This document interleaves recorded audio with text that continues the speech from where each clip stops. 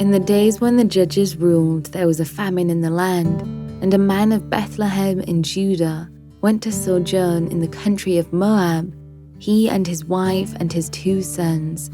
The name of the man was Elimelech, and the name of his wife Naomi, and the names of his 2 sons were Mahlon and Chilion. They were Ephrathites from Bethlehem in Judah.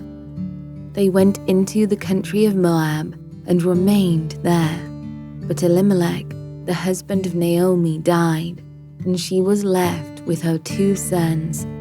These took Moabite wives. The name of the one was Orpah, and the name of the other Ruth. They lived there about 10 years, and both Mahlon and Chilion died, so that the woman was left without her 2 sons and her husband. Then she arose with her daughters-in-law to return from the country of Moab, for she had heard in the fields of Moab that the Lord had visited his people and given them food. So she set out from the place where she was with her 2 daughters-in-law, and they went on the way to return to the land of Judah. But Naomi said to her 2 daughters-in-law, "Go, return each of you to her mother's house. May the Lord deal kindly with you, as you have dealt with the dead and with me. The Lord grant that you may find rest, each of you in the house of her husband." Then she kissed them, and they lifted up their voices and wept. And they said to her, "No, we will return with you to your people." But Naomi said, "Turn back, my daughters. Why will you go with me?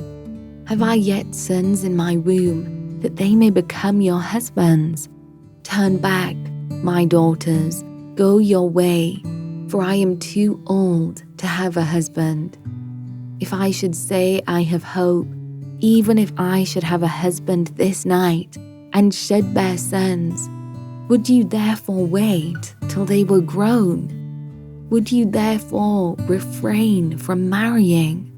No, my daughters, for it is exceedingly bitter to me for your sake that the hand of the Lord has gone out against me." Then they lifted up their voices and wept again, and Orpah kissed her mother-in-law, but Ruth clung to her. And she said, "See, your sister-in-law has gone back to her people and to her gods. Return after your sister-in-law." But Ruth said, "Do not urge me to leave you or to return from following you. For where you go, I will go, and where you lodge, I will lodge. Your people shall be my people, and your God my God. Where you die, I will die, and there will I be buried. May the Lord do so to me and more also, if anything but death parts me from you." And when Naomi saw that she was determined to go with her, she said no more. So the 2 of them went on until they came to Bethlehem. And when they came to Bethlehem, the whole town was stirred because of them. And the women said, "Is this Naomi?" She said to them, "Do not call me Naomi, call me Mara, for the Almighty has dealt very bitterly with me. I went away full, and the Lord has brought me back empty. Why call me Naomi, when the Lord has testified against me, and the Almighty has brought calamity upon me?" So Naomi returned, and Ruth the Moabite, her daughter-in-law, with her, who returned from the country of Moab. And they came to Bethlehem at the beginning of barley harvest. Now Naomi had a relative of her husband's, a worthy man of the clan of Elimelech, whose name was Boaz. And Ruth the Moabite said to Naomi, "Let me go to the field and glean among the ears of grain after him in whose sight I shall find favor." And she said to her, "Go, my daughter." So she set out and went and gleaned in the field after the reapers. And she happened to come to the part of the field belonging to Boaz, who was of the clan of Elimelech. And behold, Boaz came from Bethlehem, and he said to the reapers, "The Lord be with you." And they answered, "The Lord bless you." Then Boaz said to his young man who was in charge of the reapers, "Whose young woman is this?" And the servant who was in charge of the reapers answered, "She is the young Moabite woman who came back with Naomi from the country of Moab. She said, 'Please let me glean and gather among the sheaves after the reapers.' So she came, and she has continued from early morning until now, except for a short rest." Then Boaz said to Ruth, "Now listen, my daughter. Do not go to glean in another field or leave this one, but keep close to my young women. Let your eyes be on the field that they are reaping, and go after them. Have I not charged the young men not to touch you? And when you are thirsty, go to the vessels and drink what the young men have drawn." Then she fell on her face, bowing to the ground, and said to him, "Why have I found favor in your eyes, that you should take notice of me, since I am a foreigner?" But Boaz answered her, "All that you have done for your mother-in-law since the death of your husband has been fully told to me, and how you left your father and mother and your native land and came to a people that you did not know before. The Lord repay you for what you have done, and a full reward be given you by the Lord, the God of Israel, under whose wings you have come to take refuge." Then she said, "I have found favor in your eyes, my Lord, for you have comforted me and spoken kindly to your servant, though I am not one of your servants." And at mealtime Boaz said to her, "Come here and eat some bread, and dip your morsel in the wine." So she sat beside the reapers, and he passed to her roasted grain, and she ate until she was satisfied, and she had some left over.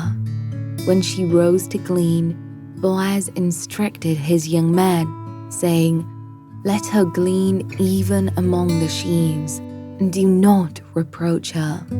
And also pull out some from the bundles for her, and leave it for her to glean, and do not rebuke her." So she gleaned in the field until evening. Then she beat out what she had gleaned, and it was about an ephah of barley. And she took it up and went into the city. Her mother-in-law saw what she had gleaned.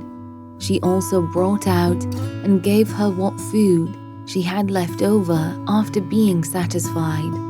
And her mother-in-law said to her, "Where did you glean today?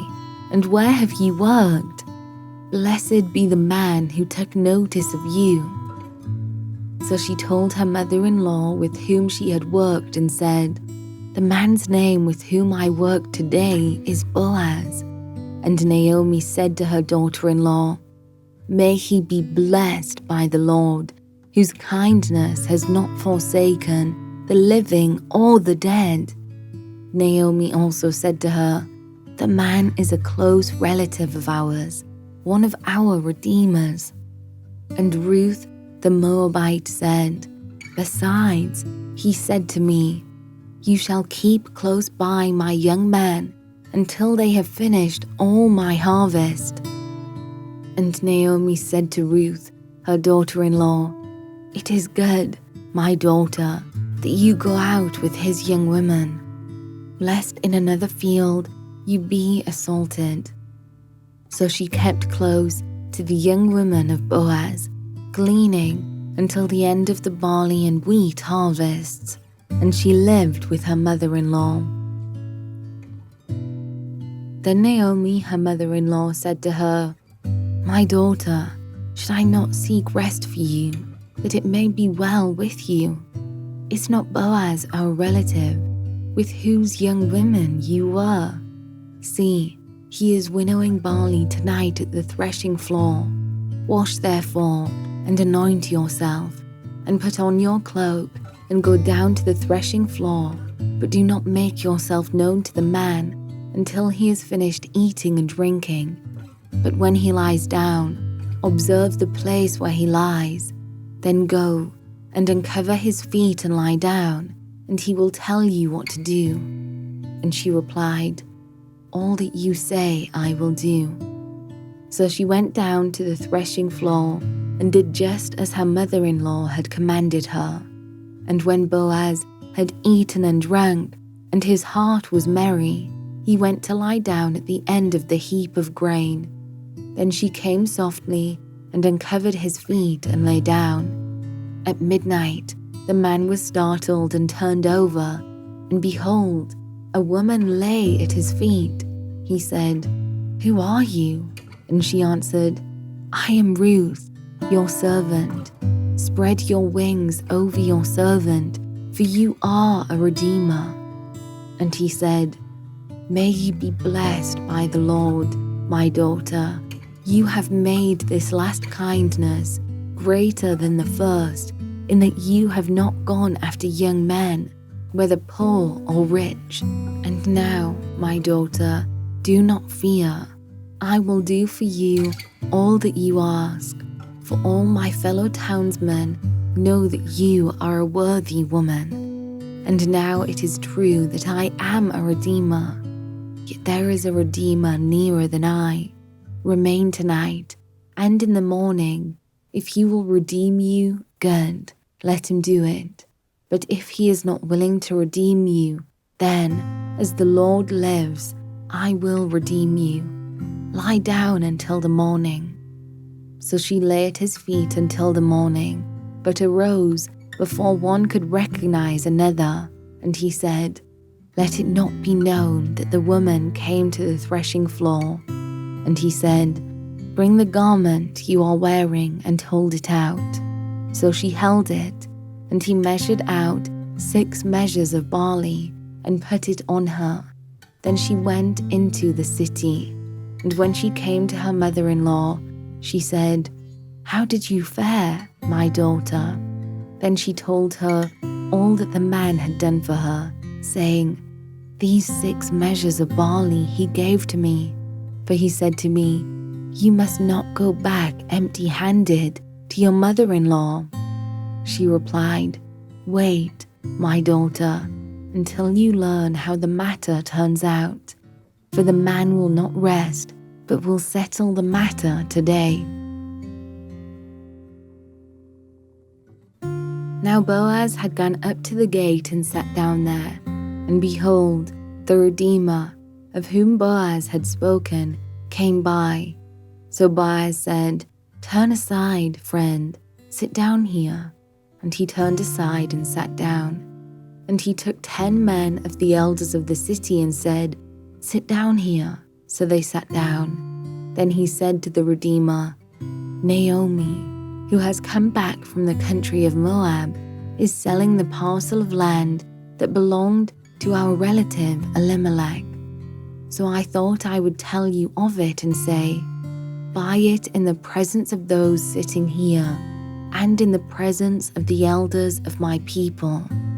If you will redeem it, redeem it. But if you will not, tell me, that I may know, for there is no one besides you to redeem it, and I come after you. And he said, I will redeem it. Then Boaz said, The day you buy the field from the hand of Naomi, you also acquire Ruth the Moabite, the widow of the dead, in order to perpetuate the name of the dead in his inheritance. Then the Redeemer said, I cannot redeem it for myself, lest I impair my own inheritance. Take my right of redemption yourself, for I cannot redeem it. Now this was the custom in former times in Israel concerning redeeming and exchanging. To confirm a transaction, The one drew off his sandal and gave it to the other, and this was the manner of a testing in Israel. So when the Redeemer said to Boaz, "Buy it for yourself," he drew off his sandal. Then Boaz said to the elders and all the people, "You are witnesses this day that I have bought from the hand of Naomi all that belonged to Elimelech, and all that belonged to Chilion and to Mahlon. And Ruth the Moabite, the widow of Mahlon, I have bought to be my wife, to perpetuate the name of the dead in his inheritance, that the name of the dead may not be cut off from among his brothers and from the gate of his native place. You are witnesses this day." Then all the people who were at the gate and the elders said, "We are witnesses. May the Lord make the woman who is coming into your house like Rachel and Leah, who together built up the house of Israel.